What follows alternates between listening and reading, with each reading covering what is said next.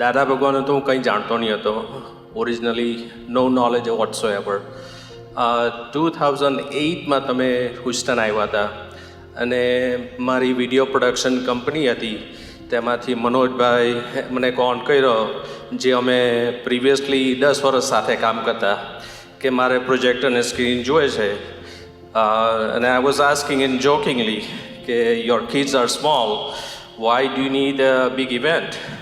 So what is a big event? પછી એમણે કીધું કે ના, મારે સત્સંગ છે. તો પછી વાતચીત કરીને પછી મેં કહ્યું કંઈ વાંધો નહીં. હવે હોલ પર આવ્યા, સેટઅપ કર્યું. નોર્મલી આવી રીતના સેટઅપ હોય તો હું નોર્મલ ક્લોથમાં જ આવું છું કે કામ કરીને પછી નીકળી જાઉં. પછી વાત કરતાં કરતાં મેં અંદર આવ્યો તો જોયું તો મેં કહું આ તો ગુજરાતી સત્સંગ છે, એન્ડ આઈ એમ અ ગુજરાતી. અને મેં કહ્યું you are Punjabi, how in a word you end up in this thing as a known as a friend. પછી મને કે કૌશિકા તો કમાલ હે.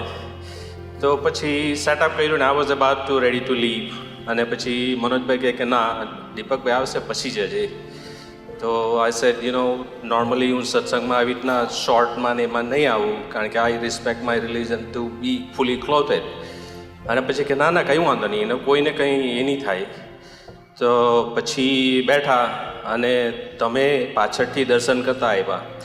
તો એ ટાઈમે જો મને અંદરથી જો સોલિડ શેકઅપ થઈ ગયું. બહારથી કંઈ નહીં દેખાય, પણ એટલો પાવર જે હતો એ ફેલ્ટ ઇટ. અને પછી નેક્સ્ટ યરમાં મેં જ્ઞાન લીધું 2010માં, કારણ કે એ ટાઈમે તો મને કોઈ નોલેજ નહીં હતું કે વોટ ઇઝ ધીસ. એટલે પછી 2000માં જ્ઞાન લીધું. ત્યાર પછી એનો લોકલનો એટલું બધું એ નહીં હતો, થોડું જાણ મળી. પછી letter on my mother pass અવે ઇન 2012. પછી થોડું ભક્તિમાં વધારે ટ્રાય કર્યો કે દાદા મને શક્તિ આપો. હવે એ ઘરે બેઠા બધા ત્રિમંત્ર કરતા હતા, ત્યારે મને એવો પ્રેમ મળ્યો અંદરથી, જે 20-25 મિનિટ કોન્સ્ટન્ટલી ત્રિમંત્ર ચાલતા હતા. અને after half way I have no idea that I am really there.